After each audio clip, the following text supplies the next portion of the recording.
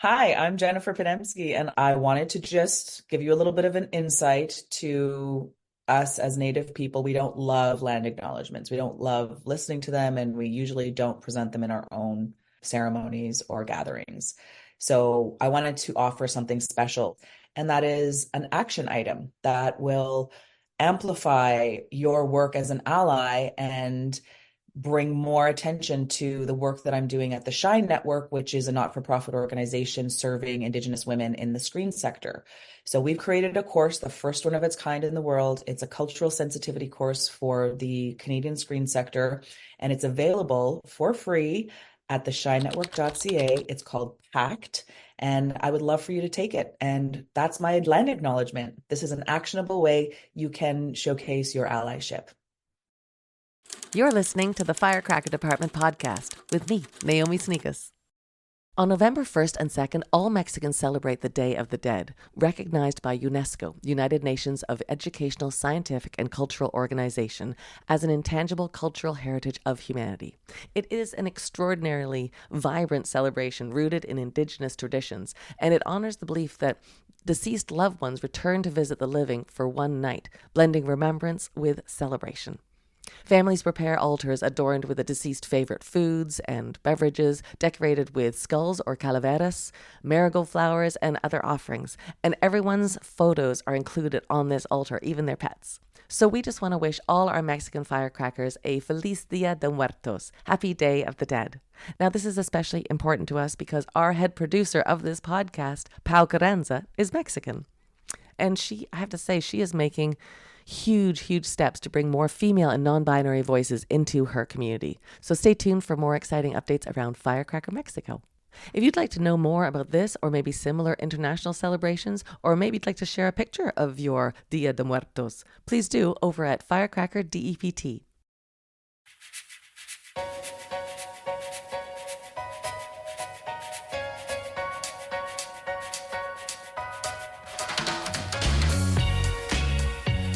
This interview was conducted by SheDoesTheCity in the fall of 2023 in Toronto, in the support of us, Firecracker Department, and they have been generous enough to give us permission to share with you all for this podcast.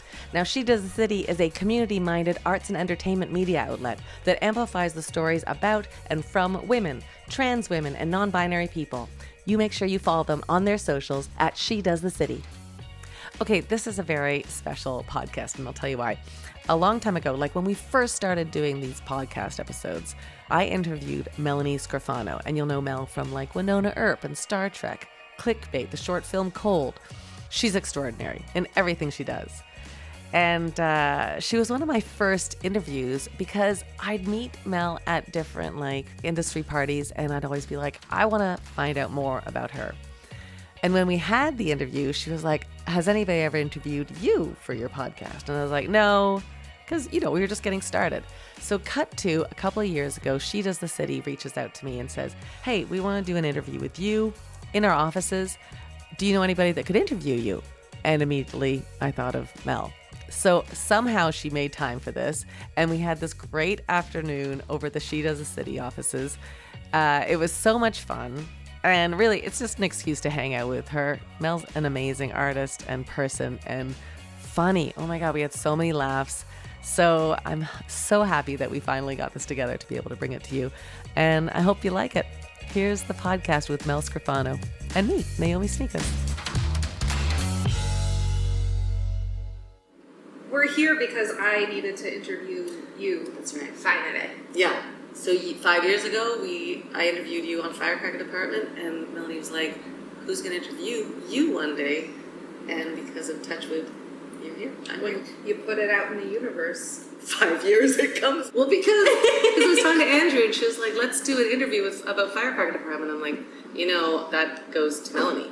Because I had to honor the initial ask, and I was like, one day. Well, I've always been, and the reason was we worked together on a movie. It was one of those moments for me where I was like, I want to know more about you. And I got a taste. You told me a little bit about like your parents and what they do, and I was just so because you've always been one of those people in our business that's just like You're like this iconic figure. Oh boy. Who, I know, that's so fun. I Right? didn't call that. Sorry. Well, it's not like a real. Who gets invited to gifting? I did 3 times. It's 2 more than you. Like, let's be realistic. And I'm not allowed to that room. Like, what's in there? Not for you, Slam. People laughing behind the door, having a great time. And I'm like, what's in there? It's like cocaine popcorn. We're all the same, though, right? Like, people think that, like, this is... We're not, though. You're a doer, and that's what's very interesting. Okay. I do. I do. I said that. Yeah. I do. I like being part of our community. I like figuring out how I can serve the community and how I can collaborate in the community. That excites me. Like meeting you, I'm like, what can we work on together? What can we create together? Because I'm fascinated by you and I like you artistically, so what can we do? I'm always thinking of that kind of thing. What are we doing? I don't know, this to start. Okay. And then maybe more artwork. I don't know, something. Right. Yeah, you're too busy. Don't pretend you're not busy. Not as I make myself sound busier than I am, I think. Really? I think sometimes. You travel a lot. That's, yeah. The travel with conventions and then the kids. Yeah, Always that'll do it. going somewhere. See, I don't have kids. So that opens up a huge amount of hours. Yeah. Yeah. Are you the type of person who can have a lot going, or are you the type of person who, once you start a project, you can only do that? No, I have many plates. How do you spin them all? Aren't you like that? No. Directing? You have to be as a director. No. You know those actors who like get on a show and they're like in their trailer auditioning for another show? Yeah. No. Never. But you have 2 kids, so you're already a plate spinner. Yeah, but that's how many. That's it. I can spin 3 plates. 2 of them are taken. My children. Yeah. And then the husband. Well, we didn't include that one. When the kids go to bed, maybe. I like it. I like having different projects because I get bored or I hit walls. So I'll be like, oh, this isn't working. And then I'll go to this plate and that will help me get back on track with that one. Like it'll inspire me to get back. So I like it. So you don't drop it. You're like, oh, this isn't working. Drop it. No, I'm pretty obstinate. Oh, tenacious. I don't think I drop things. No, I don't. I like to see things through to the end, even if it's like by hell or high water. So, are we allowed to talk about your relationship? Okay. So, which one? It is the one. Oh no, my husband. Yeah. Yeah. That seems the best one to talk about. Oh, that could have been awkward. Is he like that too? Does he? No. What's your guy's name? Jeff. Is he a project-oriented person? Does he do a lot of things? Because I think there's one in each relationship. Yeah. Isn't there like one person? Like I think you're the Matt in my relationship where he's like, one job, let's get it done, and then let's move on. And I'm like, one job, but there's 16 other things going on. Well, I do that. I know I have a lot of things going on, just none of them get done. Right. That's why when I do have a job, I have to do it. Focus, yeah. Otherwise, I can't split in the plates. But yeah, Jeff pays the taxes. Like, you know what I mean? God, yes, Matt does too. Tell me where your tax stuff is. Just let me, because I can't. Dream. What a dreamboat. Yeah. Matt and I put all the receipts out, and then I make dinner. Yeah. How are you technologically? Yeah, let's talk about that. Not bad, not great. Like webs, I can figure things out. Can you figure things out? No, I don't want to. You don't want to. Yeah. Oh, I can, Yeah. but I don't. What's the latest thing, like, online, if there's something they're like, oh, I gotta figure this out. What's the latest thing that you wanted to figure out and did, or that you went, no? ChatGPT. What are you doing? How are you using? I used it in a script.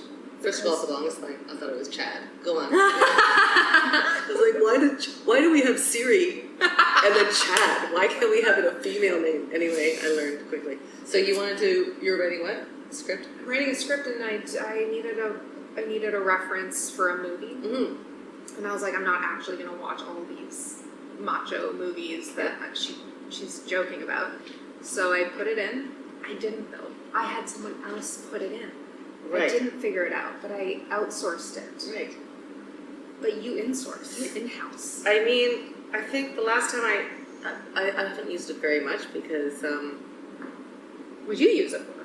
I guess I don't. Why don't I use it? I'm not going to use it for something that creatively I should do. 100%. I say that now, but I bet I will. Like, who knows? I mean, I don't think you will. You know the thing. I don't know. I used it the other day for like we were hosting. Matt and I were hosting something, so I asked it for like jokes. It was for the Jewish day school, and I was like, "What's some good jokes for this kind of crowd, family friendly?" And they weren't very good. I think the best was let's go have a matzah ball of a time. So that's not. People are turning off this interview presently. Did you end up getting anything from it, or did you have to make up your own? I think we made it wrong. Because it's not personal, right? Then you want. Did you find a macho reference?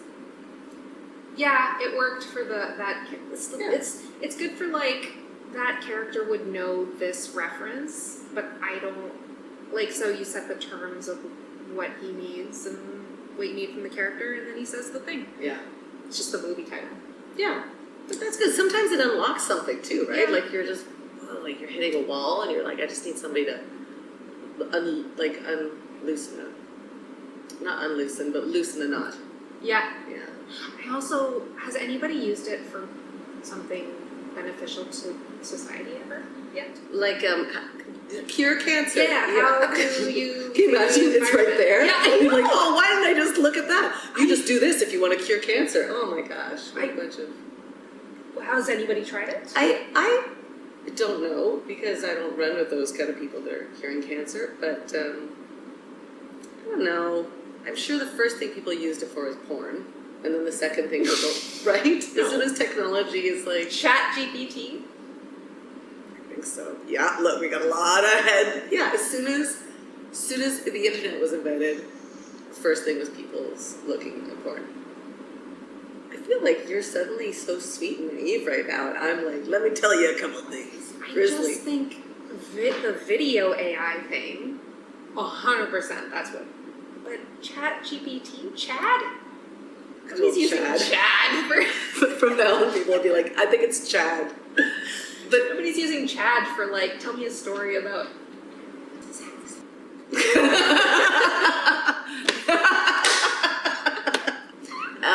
When you are writing a script, how aware are you of your representation in your scripts?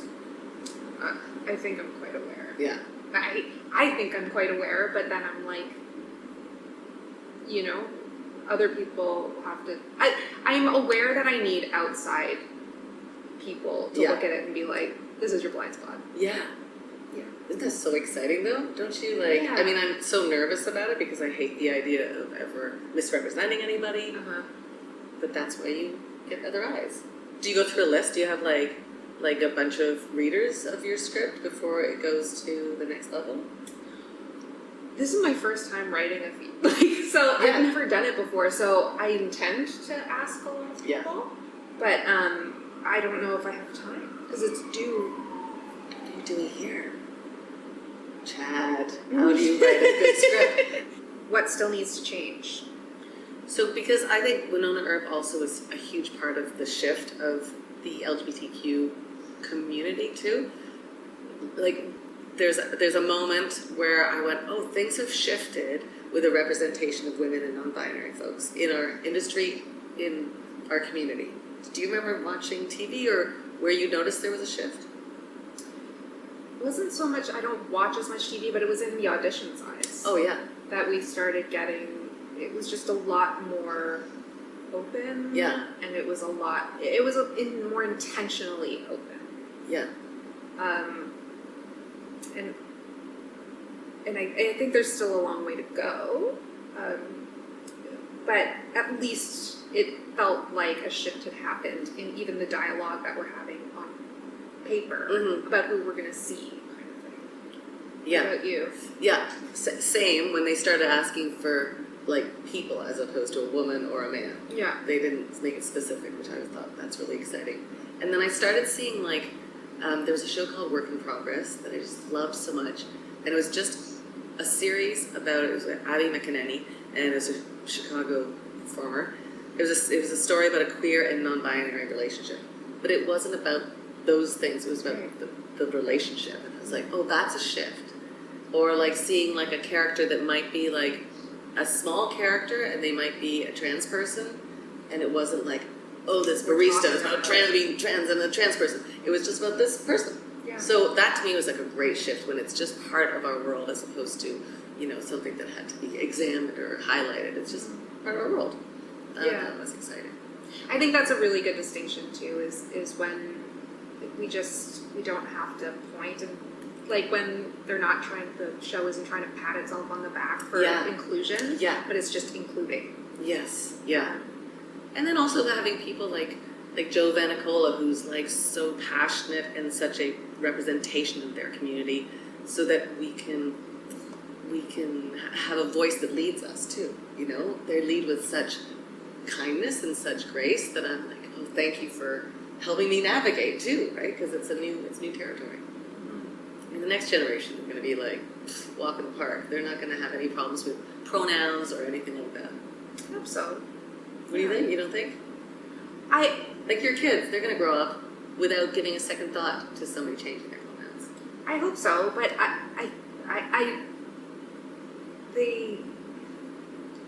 it's because we're in a bubble that is a very safe and inclusive bubble. Mm-hmm. So, I mean, to an extent, like I still go to set and be like, you don't talk like that to somebody. Like there's still crap that goes on the set, and at least now it's called out, I think. What do you think still needs to improve? Just let's keep going. Like I think we just have to keep going and looking for ways of. I'm Sandra Oh. I've interviewed her, and she said, with whatever power you have, whether you have a lot of power or a little power, use it for change. Use it for equality.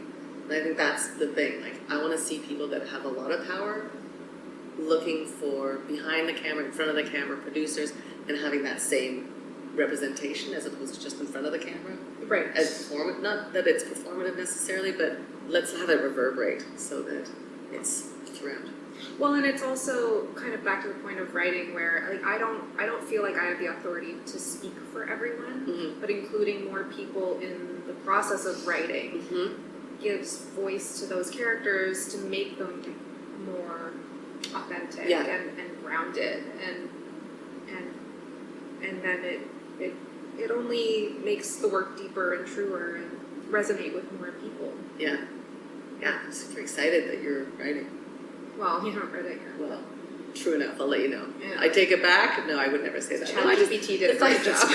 Chad, dear Chad. No, I just like that you're even going down that path, though. Yeah. Did you think you were going to write?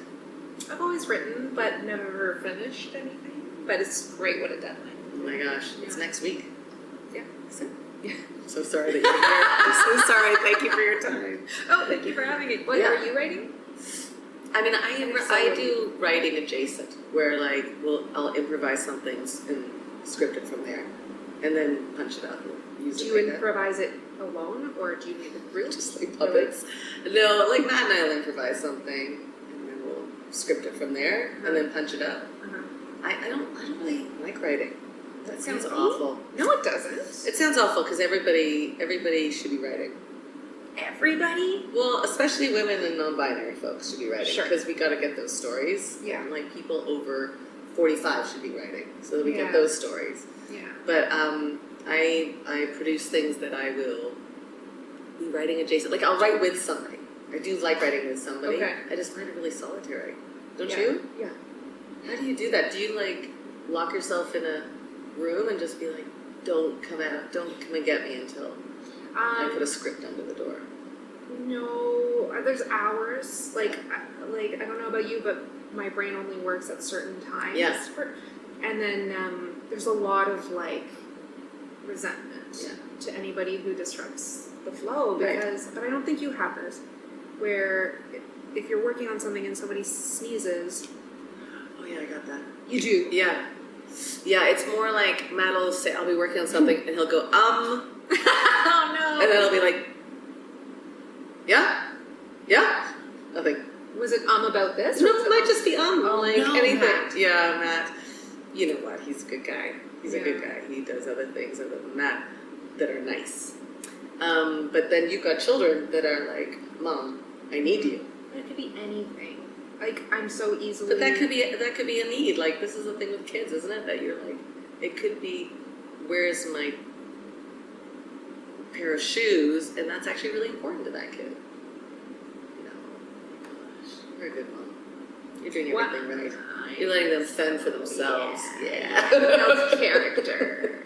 No, but I mean, like, not just even kids. I like, if I had a dog pooping on the floor, hypothetically, there would be, I would hear a noise and I'd be like, yeah, you I'm know. on him all the time. And then you're just waiting for the poop. Which is the title of my book. It's pretty exciting times to be writing that for a non-writer, waiting for the poop. What would the title of your book be? I thought about it like something like about being like a professional mistake maker, or like how's your mistake making muscle? We'll work on that title. Right? No, that's not the title. Oh. I'm asking you. I'm asking you, but thank you for the notes. Thank you. To be honest. Are you okay with mistakes? No. As an actor, are you okay with mistakes? And that's not a mistake. Actors don't make mistakes. They just make discoveries. But I learned from people who didn't believe that. So I'm still shaking that off. Yeah. Who's that, like your teachers and coaches and stuff? Yeah. Sucks. I don't want to name names, but I want to, like, right now ask you names. Oh, yeah.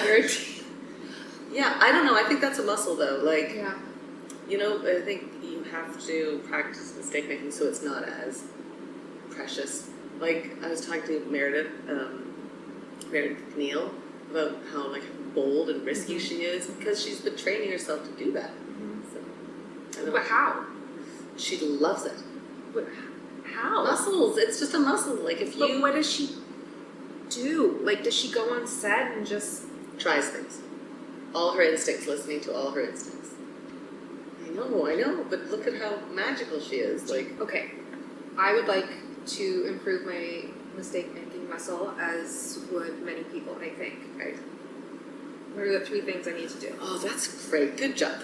You're doing great. Fantastic. The 3 things are listen to your gut,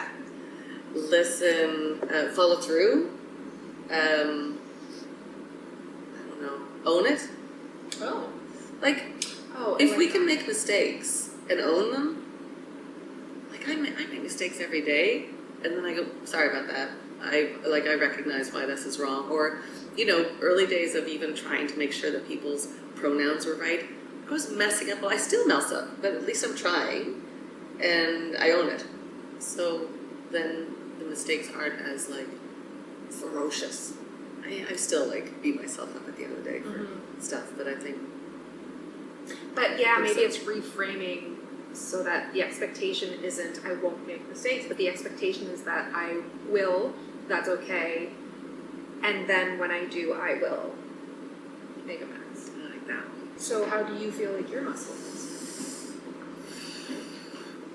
How's my mistake muscle? It could be better. You don't seem like you have, you seem like you have a solid mistake muscle. Thank you. I make a lot of mistakes, is that what you're saying? No, but you know, like that you're not afraid of them. I don't know. I think I try. I don't know. I want things to go well, but I think you're right. Like, I think I try to allow myself that, allow to follow instincts. Do you think that came with time, where you just began to kind of have such a good instinct that you knew if something was roughly going to work or not? Or do you think you have big balls still? I think both. Like, even starting with Firecracker Department, when I first started it, I was really careful. I was like, is everybody okay? I was like constantly making sure everybody's okay on the team. And now I'm a little bit bolder. I'm a little bit asking them to be responsible for their own boundaries and reinforcing that. Or, you know, we had the first Firecracker Department party was 2019. And everybody just did their own thing. So I was like, if you're in charge, then it's gonna be fine. I don't have to be in charge of everything. And that's a bit of like releasing of control and things like that. And it was great. We had this party where like Jan Arden turns up next to somebody that just started in the industry. Like, it's this great dynamic, and people. I looked around the room and I was like, this is a good party because nobody's on their phone. Right? Like, nobody was like this because they're uncomfortable. People were talking and engaged, and it was really exciting. I was like, that's successful to me. How do you feel hosting such a big event where, you know, it's your brand? I don't know. So quietly, brand. Like, I started it, but it's not just mine now. Like, we put, like, it used to be Naomi Snieckus under the Firecracker Department. We took the name off because it isn't mine. I'll do the podcast, so my name is associated with that, but it's ours. Like, I need people to take ownership of it because it shouldn't just be one person's. It's not like I'm throwing a party. I built a little sandbox, and everybody's going to bring their own sand and buckets. I don't know, what else do you bring to us? Gum. That person who brings gum to a sandbox, good luck. Yeah. Gross. All right, let's take a break. If you are a fan of Winona Earp, and I know you are, you will not want to miss this. The incredible Mel, as in Mel Scrofano, but really you never need to say her last name, and the rest of the cast are back. Tales from Purgatory is officially out on Audible. Now, this project has 6 amazing stories, including I'm Not Gonna Miss You, written by our very own Calgary firecracker, Kristen Hanley. And here's a fun fact. Kristen also worked as the script coordinator on the Winona Earp TV series alongside the legendary Emily Andrus. Come on. Who is the mastermind behind Winona Earp and this project. And of course, the lovely Mel Scrofano, who is our guest on this episode.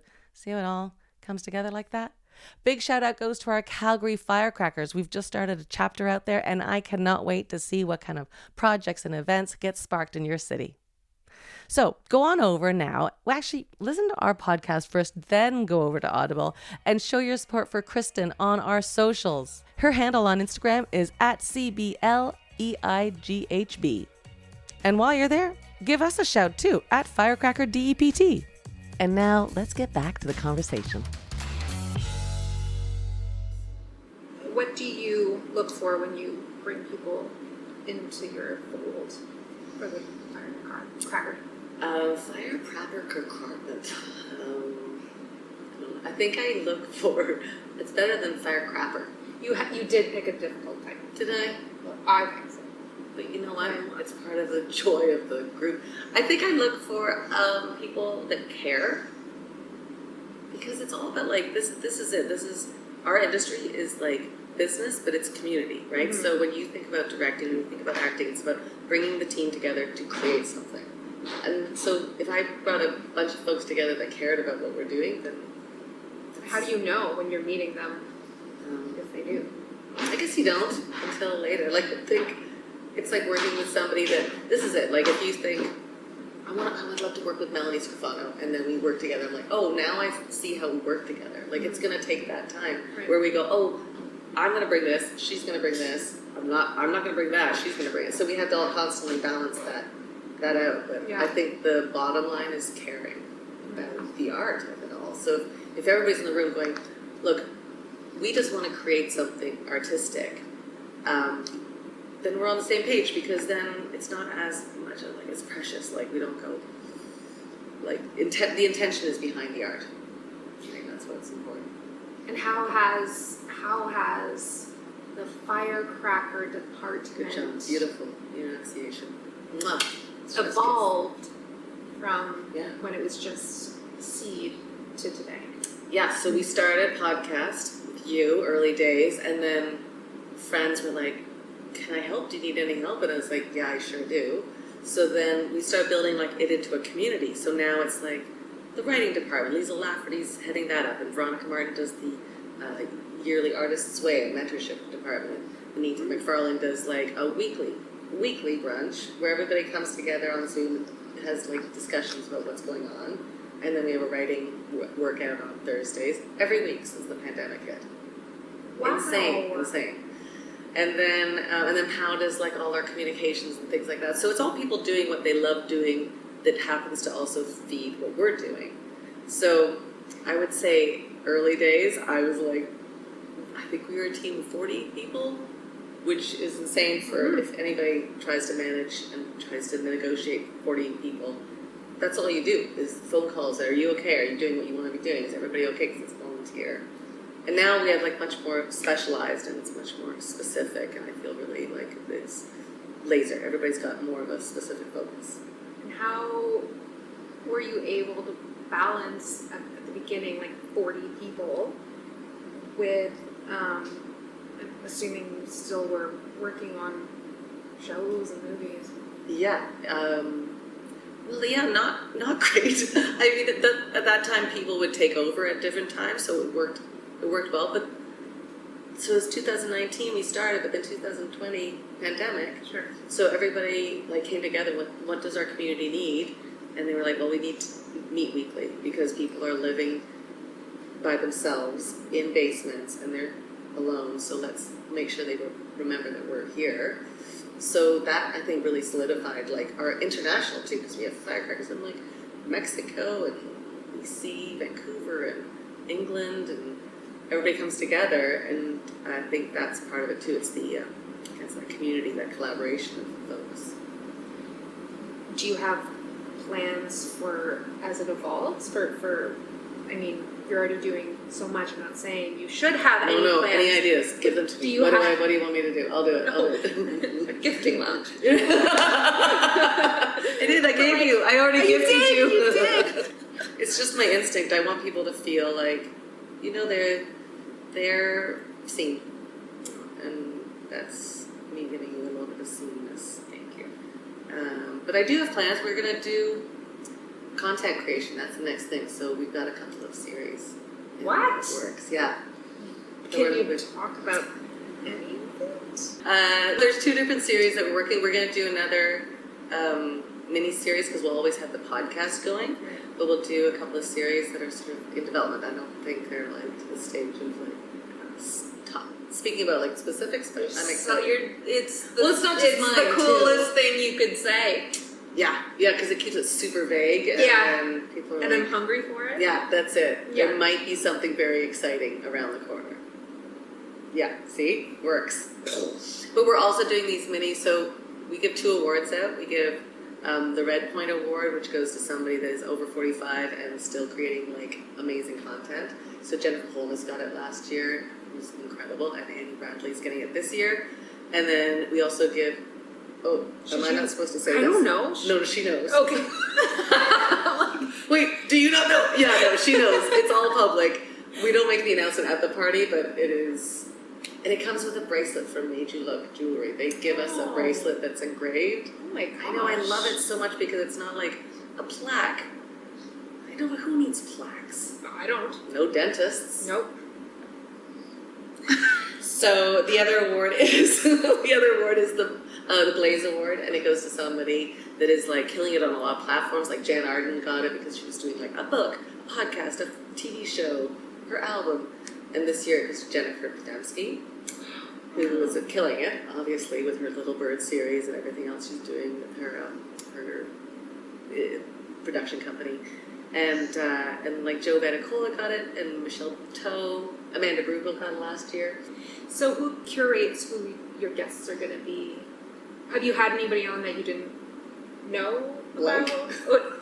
No, know that all the time. Like Winnie Wong produced it for many years, and she would be like, how about this guest? And I'd be like, great. Like I never would say no to her suggestions because they were fantastic. And then the Blaze Sessions curated by the Blaze Award winner. Oh, cool. And yeah, I think, I don't know, I guess kind of, right now I've been chatting with a bunch of improvisers because I'm really inspired by their process, so. Isn't that, but, so that's where you came from. Yeah. So what do you feel like I feel like you can be teaching all of us about improv. I don't picture you still needing to hear other people's process. Have I deified you too much? Yeah, way too much. But also, don't you like you've been acting for so long? I know how to do it now. You need that. I don't need help. You don't need help. No. I need a class. That's right. Who are you teaching? Who's taking classes? I'm always up to take classes though. I love it. Yeah, me too. Like in October I'm gonna go and do an improv festival in Vienna, and what? Yeah, they have these amazing improv festivals in Europe that they bring us over. They teach, Who's do they? shows like the festival in Vienna. It's called Moment. Jim Libby runs this great festival. So we'll go over, we'll do a show every night, teach a couple of times, and then I'll take workshops. I love it. I love it so much. So I don't think I'll ever stop wanting to learn from other improvisers and actors. Like working with somebody, I'm just like, how did you get there? How did you do what you did to get there? And do you find people are willing to share? Yeah, I think so. Like if it's the right time, yeah. You know. Do you talk to people about process? I find process so exciting. I do too. I think with acting, I talk to writers about it. Mm-hmm. I always just feel like with acting, it's so hard to articulate. Or I do find people are like, they have personal memories that they're using, and so it's... We don't want to reveal those. Not always, which is fine. So do you have like something, because I don't think we talk about it very much, but I think why not? Like it's our art. Why don't we go? Maybe because it is also like this thing that I don't know, that you can't put your finger on. You can't really explain necessarily. Like your instincts are like a huge makeup of your art. Like on screen, what I watch you do. Like I'm like, how did she get so present in that moment? Right, and that's the type of thing where that's how I feel too. It's like, but if I were to ask you, like, how did you say that line so naturally? You'd be like, I just said the, like. Okay, do you have any insight? Like, do you have anything? Because I know for sure if I'm like relaxed, that's like the best place to be in if I'm on set. If I'm stressed and I'm like all in my ego, then I'm pooched. If I feel safe, get with a good teacher. Actually, you introduced me to one an improv teacher who taught me, like, find what you did what did you like about what you just did? Yeah. Is that Kate? Yeah. Kate Ashby. I think she's extraordinary. Yeah, she's fantastic because she's the only teacher I've ever met who doesn't focus on what you did wrong, which is endless, it feels like. Yeah. But I think having the feeling that whatever I'm going to do is right frees me up a lot. And not a lot of people can give you that. Did you get that from directors on set? I got it from one. Yeah. Yeah. Pau Carranza. Yeah. Yeah. Who gave you like the sense of like, just jump. Yeah. And just like whatever, and Emily Andrus. Yeah. But just whatever the mistake is great. Yeah. It's interesting. But I think that people are too scared to allow you to do that. Yeah. And so you have to offer it to yourself, which is really difficult. That's really interesting. So you go to set going, I'm going to give myself permission. If my director doesn't, I'm going to give myself permission to. I sometimes have to say whatever you're about to do is okay. Yeah. Yeah. Just in your mind. Yeah. That's really interesting. And I think that's a really great like inner dialogue. If you can get that. Because sometimes there's so much going on, right, on set that you're navigating. Yeah. And you're so, I don't know, like I get nervous on set and then I can't listen to myself. Right. So, but if you can quiet yourself and be like, whatever you're going to do, it's good. And don't you find when you're result oriented, like God forbid you have to cry on a line. Yeah. Then all of a sudden you have to hit that result. Whereas if you're allowing yourself to be in the process, then it's a lot safer. Yeah. because it's an experience. Yeah. How do you get into the process and not be a result? I think that's what you're saying. It's like the moment to moment with your partner. If I can like connect with my scene partner and not feel like I'm watching myself, that I'm actually just connecting, then I think that's the sweet spot. What percentage of the time do you think? Depends on the set though. Like first year Yeah. went on Earth versus last year. Like think about the first season and how like every day you were probably in a different space than you were at the end. Right? Nerve wise and set wise and crew, like you didn't know everybody. Second, like the last season you're like yeah, right? And that's all that I have, because I said early on this morning, I went into AI and I said, how do I respond to Melanie Scrofano? And this is all the stuff I've been memorizing. It's been great. And mine stopped just before that. Yeah, the teleprompter stuff. Oh, I don't know. So this has been Melanie and Naomi, or Melanomi. Oh, that sounds awful. No. Naomi. No. Scrofanicus. Yeah.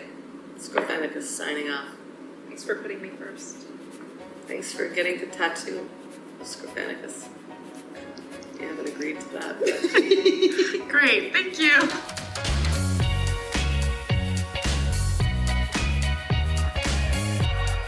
Make sure you follow us on our Instagram page at FirecrackerDEPT. We have a lot of cool things happening. You're going to want to follow. Trust me, it's a good time. Our podcast is hosted and produced by me, Naomi Snieckus, and Pau Carranza. Our editing team are Jennifer Rowley and Jana Oconnor. Copywriting is done by Rebecca Gismondi. Video and graphics manager is Aislinn Paul. Jody Quine is our website designer. And Angela Murdoch is our socials manager.